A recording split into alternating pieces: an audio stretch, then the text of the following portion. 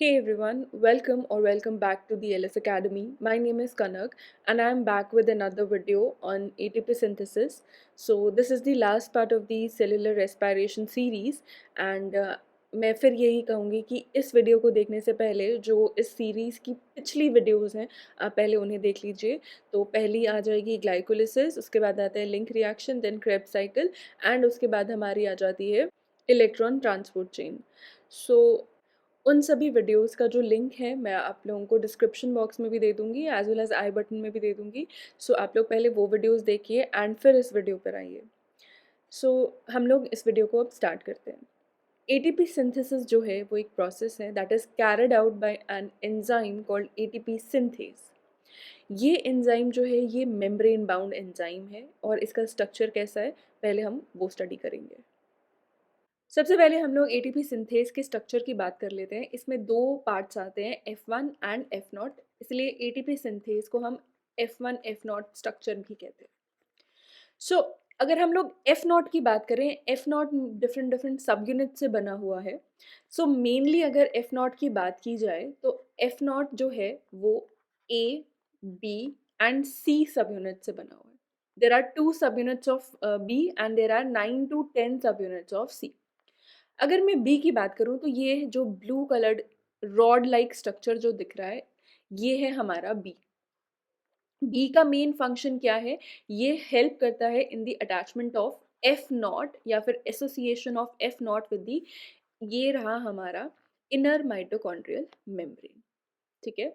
सो ये बी जो है वो हेल्प कर रहा है हमें, जो हमारा F1 वाला पार्ट है, F1 वाले सब यूनिट्स है उनको एसोसिएटेड रहने के लिए with the inner mitochondrial membrane.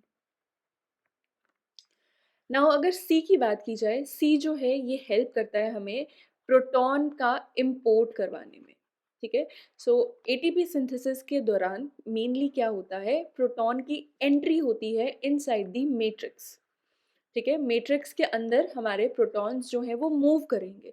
सो सी वाला पार्ट जो है वो ये है, यहाँ पे जो आपको एक इस तरीके से स्ट्रक्चर ये जो दिख रहा है ये है हमारा सी।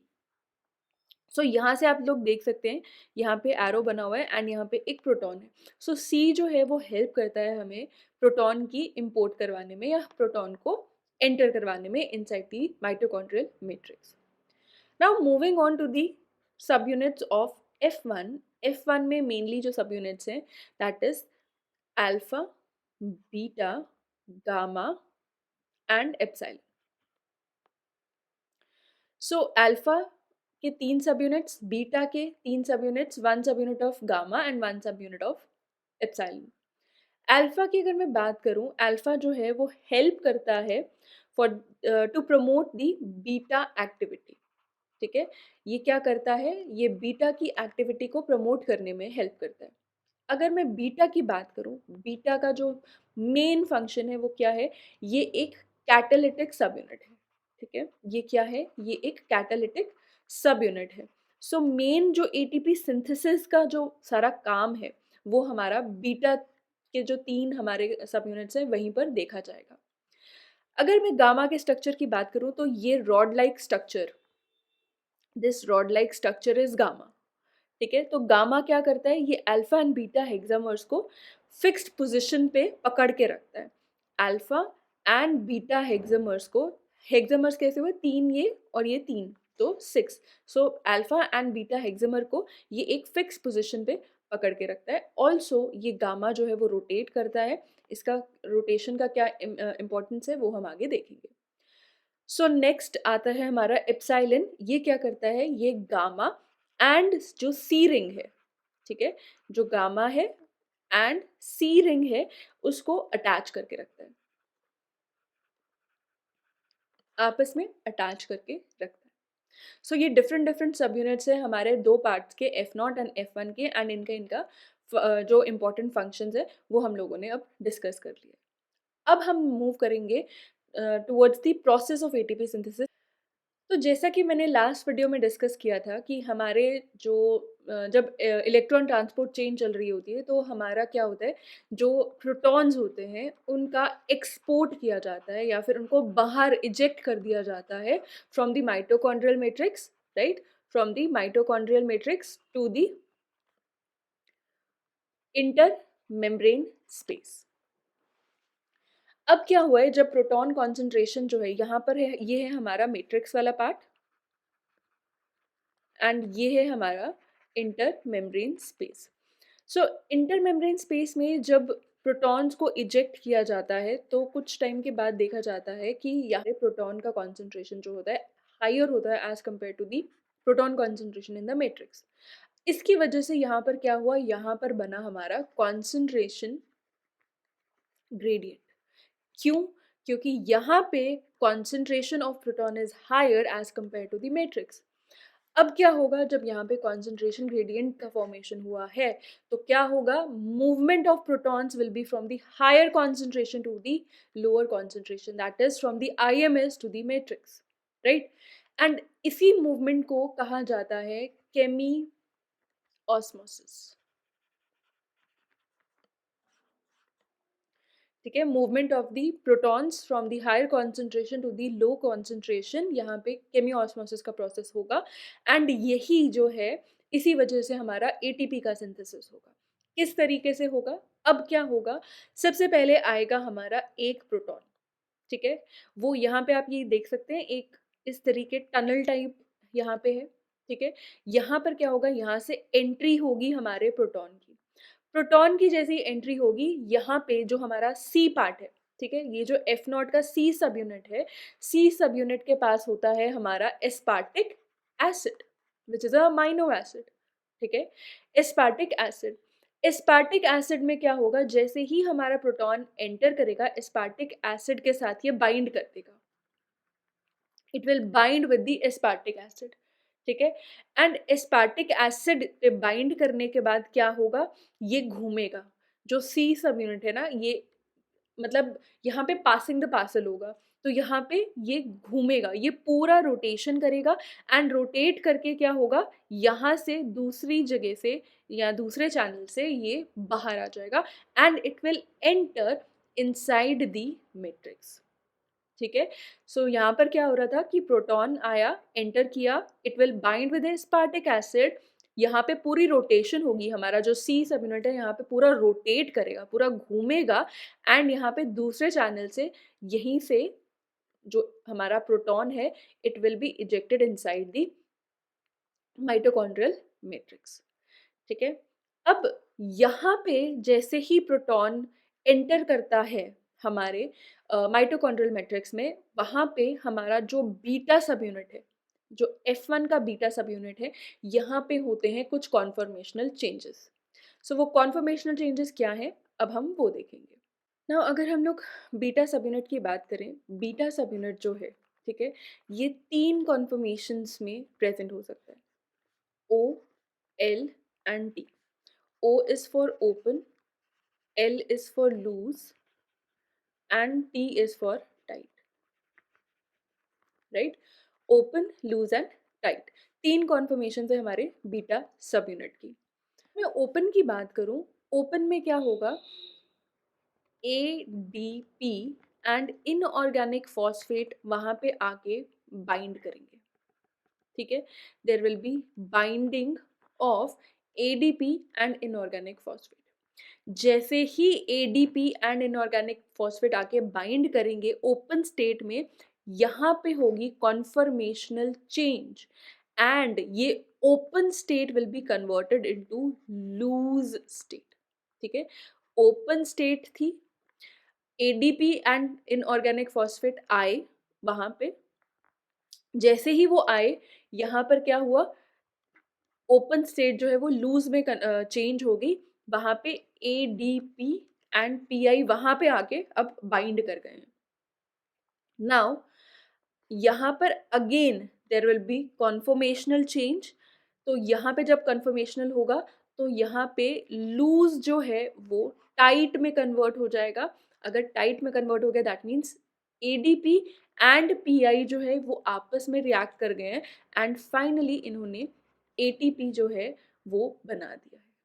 ठीक है, open state, loose state and tight state. Open state है दैट मीन्स वहां पे जगह है तो वहां पे जाके कौन बाइंड करेगा, एडीपी एंड पीआई। जैसे ही वो लोग वहां पे आएंगे there will be a conformational change, then open state will be change into loose state जहां पे एडीपी एंड पीआई जो है वहां पे आके बाइंड कर गए।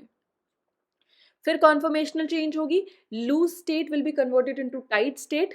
किस तरीके से, जब एडीपी और पीआई जो है आपस में रिएक्ट करके एटीपी बना लेंगे और उसके बाद फिर एटीपी जो है इट विल बी रिलीज्ड।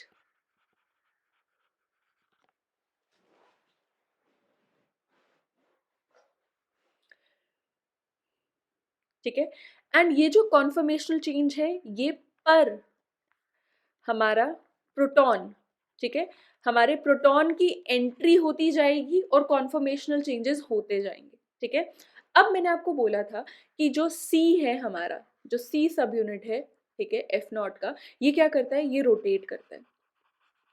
अगर ये रोटेट करेगा तो इस रोटेशन की वजह से हमारा जो गामा है वो भी रोटेट करेगा एंड ये रोटेशन होती है 120 डिग्रीज पे। जो गामा सब यूनिट है वो रोटेट करता है 120 डिग्रीज पे। इसी रोटेशन की वजह से क्या होगा, कॉन्फॉर्मेशनल चेंज होता है। ठीक है, ये जो गामा है ये क्या कॉज करता है, कॉन्फॉर्मेशनल चेंजेस एंड साइमल्टेनियसली तीनों सब यूनिट्स की जो कॉन्फॉर्मेशन है वो चेंज होती रहेगी। ठीक है, साइमल्टेनियसली चेंज होगी, तीन सब यूनिट्स है बीटा के, साइमल्टेनियसली तीनों में चेंज आएंगे। सो यहाँ पे जब एटीपी का रिलीज करवाया जाता है वहाँ पे रिक्वायर्ड होती है एनर्जी।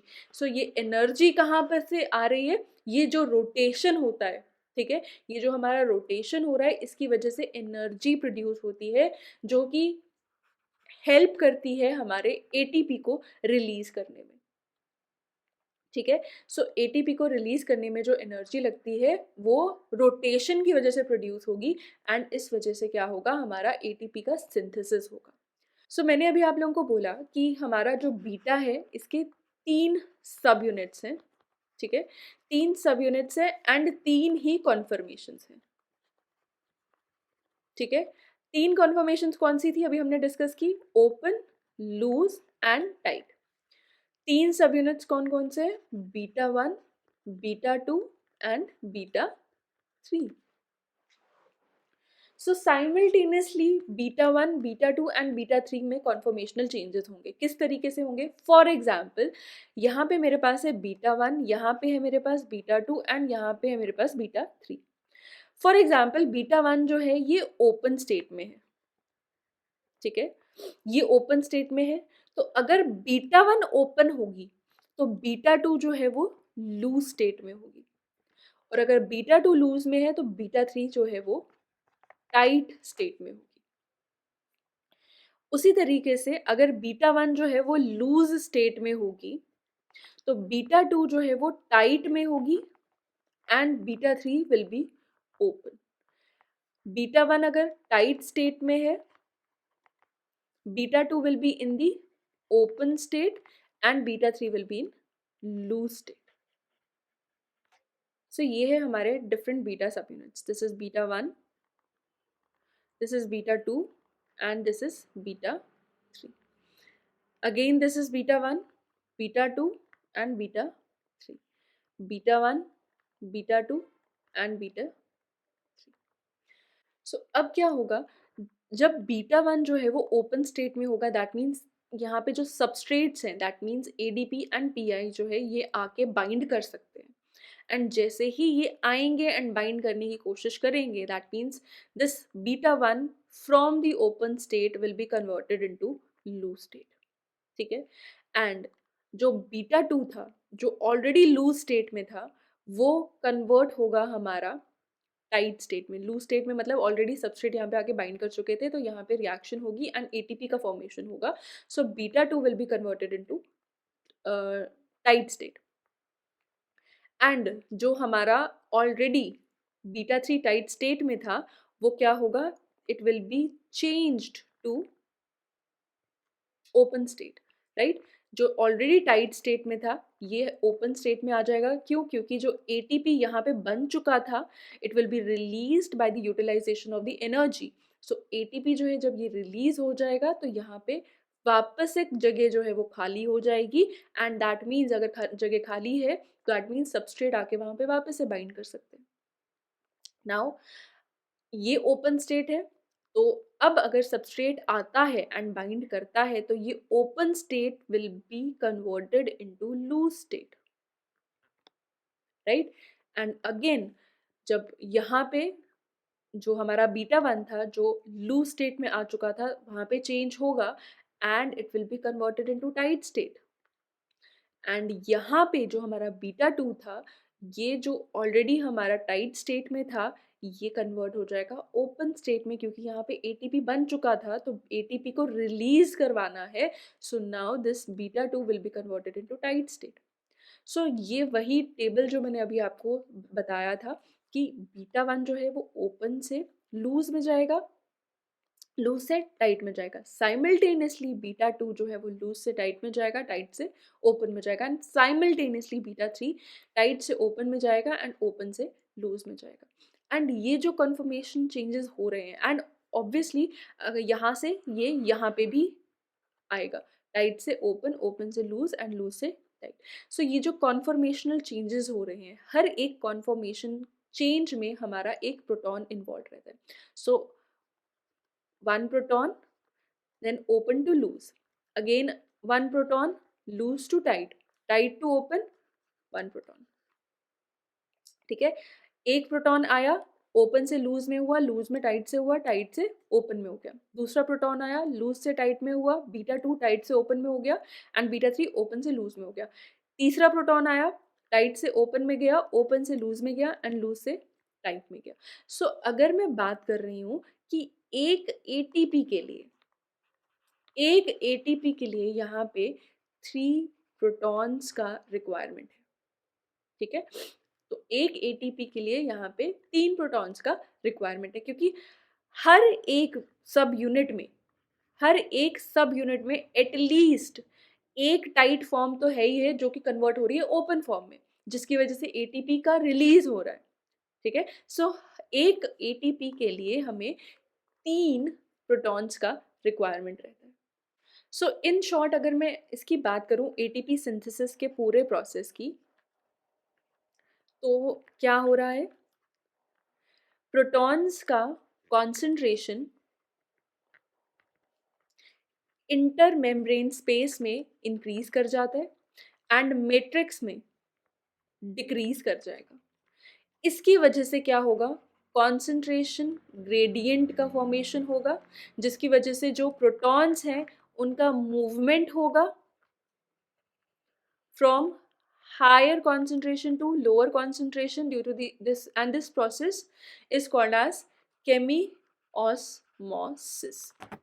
so जब प्रोटॉन जो है वो एंटर करेगा मैट्रिक्स में, it will enter through the C subunit of the F naught part of the ATP synthase. जो सी है इसके पास क्या होता है, एस्पार्टिक एसिड, जो कि इस प्रोटॉन को एक्सेप्ट करेगा, रोटेशन होगी, राइट, सी की रोटेशन होगी। इस सी की रोटेशन की वजह से क्या होगा, गामा भी रोटेट करेगा, राइट। गामा जब रोटेट करेगा तो इस रोटेशन की वजह से क्या होगी, जो बीटा के सब यूनिट्स हैं, जो बीटा के 3 सब यूनिट्स हैं उसमें कॉन्फर्मेशनल चेंजेस होंगे। ठीक है, उनमें कॉन्फॉर्मेशनल चेंजेस होंगी। तो 3 कॉन्फॉर्मेशंस देखे गए हैं, ओपन, लूज एंड टाइट। ये कॉन्फॉर्मेशनल चेंजेस साइमल्टेनियसली होंगी। ठीक है, ये कॉन्फॉर्मेशनल चेंजेस बीटा के तीनों सब यूनिट्स में साइमल्टेनियसली होंगी। किस तरीके से होगी, एक हमारा प्रोटॉन एंटर करेगा तो बीटा वन अगर ओपन में है तो वो लूज में कन्वर्ट हो जाएगा, बीटा 2 अगर लूज़ में है तो वो टाइट में कन्वर्ट हो जाएगा, एंड बीटा 3 जो है, जो टाइट में है, वो ओपन में कन्वर्ट हो जाएगा। फिर एक और प्रोटॉन आएगा, तो अगर बीटा 1 लूज़ में है तो वो टाइट में कन्वर्ट हो जाएगा, बीटा 2 अगर टाइट में है तो वो ओपन में कन्वर्ट हो जाएगा, एंड अगर बीटा 3 ओपन में है तो वो लूज़ में कन्वर्ट हो जाएगा। अगेन एक प्रोटॉन आएगा, तो अगर बीटा 1 टाइट में है तो वो कन्वर्ट हो जाएगा ओपन में, बीटा 2 अगर ओपन में है तो वो कन्वर्ट हो जाएगा लूज़ में, एंड बीटा 3 अगर लूज़ है तो वो कन्वर्ट हो जाएगा पी में। इसी तरीके से एटीपी जो है वो रिलीज़ होता रहेगा, एनर्जी का यूटिलाइज़ेशन करके एटीपी रिलीज़ होता रहेगा, एंड एक एटीपी के लिए हमें 3 प्रोटॉन्स जो हैं वो यूटिलाइज़ होंगे। This is ATP synthesis. So that's it for today's video. I hope आप लोगों को ये जो कॉन्सेप्ट है ये समझ में आया होगा, एंड वीडियो जो है वो पसंद आई होगी। अगर आई है तो do hit the like button and do share and subscribe to the channel. I'll see you in the next video. Till then, take care and happy learning.